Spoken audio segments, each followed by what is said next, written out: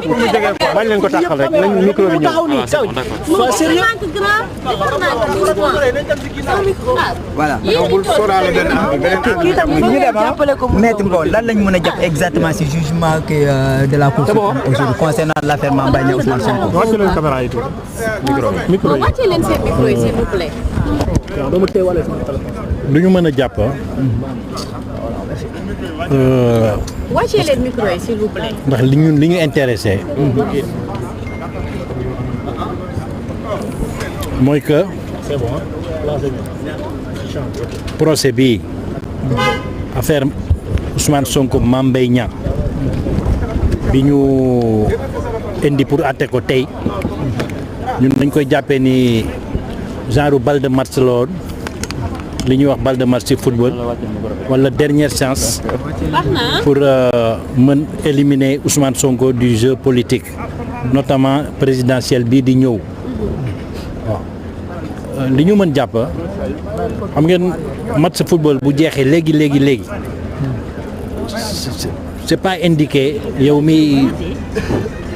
tàggat joueur wala entraîneur wala président fédération ku mënti doon ngay analyser mënoo analyser à chaud li ñu jàpp mooy suñu pourvoi bi ñu def boo jëloon ay jinne sax dajale leen mënuñu ko dàq parce que dañ ko fondé ci ay violation yu bari lool yu doy waar yi nga xam ni ku nekkul juge sax boo ko expliqué ne lii jaarul yoon kon arrêt Mame Mbaye Niang bi du arrêt bu baax te loolu ñëpp ànd nañ ci ba ci procureur général dafa demandé ñu kase ko souvent dafa am benn expression dañuy wax couper la poire en deux bu ko tubaab bi waxee mooy bu ñu la joxee poire wala pomme nga jël paaka da nga koy dagg ci digg bi waaye tey jii ñun li ñu gis poire bi wala pomme bi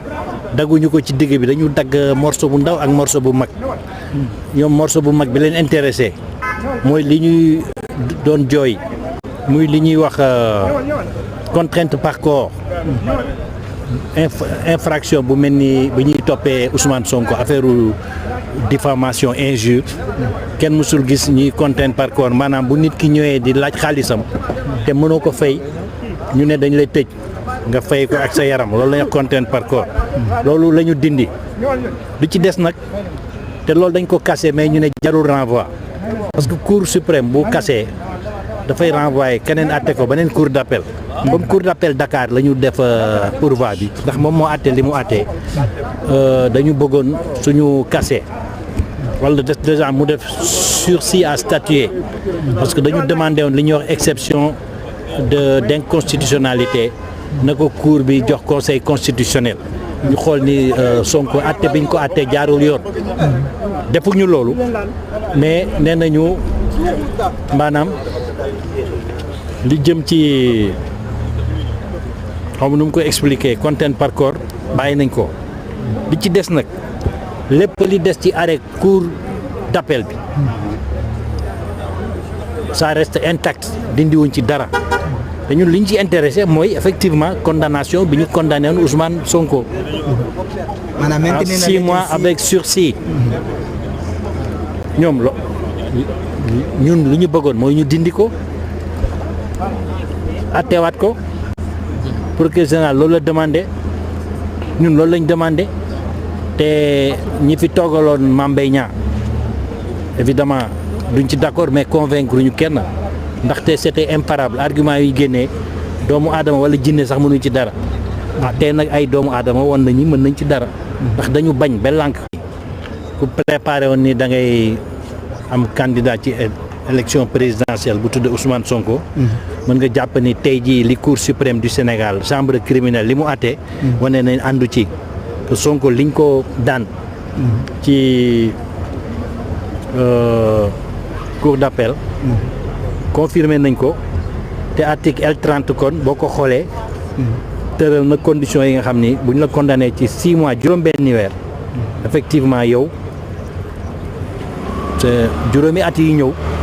maanaam dañ lay dindi ci liste électorale yi doo mën voter doo mën falu jàppe ko noonu le reste nag mu ngi suñu kanam. Alors,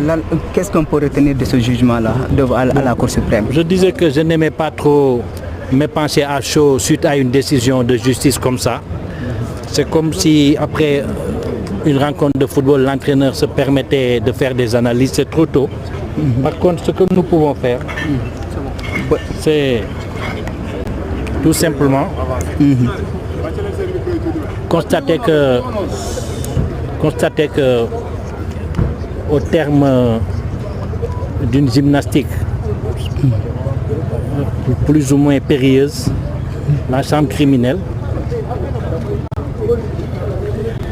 n'a pas fait droit à notre pouvoir. Elle n'a pas voulu non plus écouter l'excellent réquisitoire de monsieur le procureur général, commissaire du droit, qui a sollicité avec force argument la cassation de l'arrêt de la Cour d'appel de Dakar contre laquelle nous nous sommes pourvus en cassation. Donc nous également nous avons plaidé la même chose. Mais comme vous le savez, ça a été précédé par la demande du sursis à statuer parce qu'on demandait à la Cour suprême de transmettre notre exception d'inconstitutionnalité au Conseil constitutionnel, d'attendre que le Conseil constitutionnel donne sa décision puisqu'elle impacte directement sur la solution du litige entre Mame Mbaye Niang et Ousmane Sonko. Mais ils nous ont dit qu'ils rejetaient cette exception d'inconstitutionnalité parce qu'elle serait présentée hors délai, ce qui n'est pas vrai. Et ils ont accueilli le seul moyen de la défense tenant à la contrainte par corps en disant effectivement que ce n'est pas légal d'assortir une telle condamnation pour des délits comme l'injure et la diffamation de la contrainte par corps. Ça, c'est par rapport à l'exécution de la décision. Si jamais il venait à l'esprit de la partie civile de poursuivre le recouvrement de la somme de 200 millions à laquelle a été condamné M. Ousmane Sonko.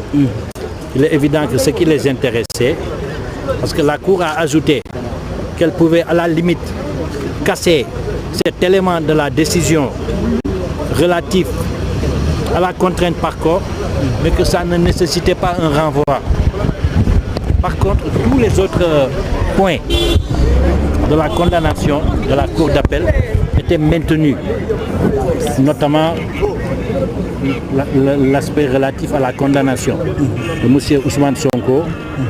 encore une fois pour injure et pour diffamation. Alors, donc cela veut dire qu'aujourd'hui, l'avenir politique de Ousmane Sonko est hypothéqué sur sa candidature à l'élection présidentielle. Ça veut dire tout simplement que dans leur esprit, les adversaires de Ousmane Sonko ont peut-être gagné la première manche ou ont gagné la guerre. Parce que de toute façon, ce procès se définissait pour eux comme le procès de la toute dernière chance. En football, on aurait dit qu'on était dans les toutes dernières secondes d'un match de football et qu'il fallait à tout prix obtenir la victoire. Je dois, devant l'évidence, ça n'engage que moi, me rendre à l'évidence donc et à tirer la conclusion. Effectivement, les adversaires de M. Sonko ont réussi l'objectif de l'éliminer de la présidentielle ou des présidentielles qui viennent. La présidentielle, c'est quand c'est un tour, les présidentielles, c'est quand c'est 2 tours. En tout cas, il y a une compétition présidentielle qui s'annonce pour le 24 février. Apparemment, avec la décision qui vient d'être rendue, le Conseil constitutionnel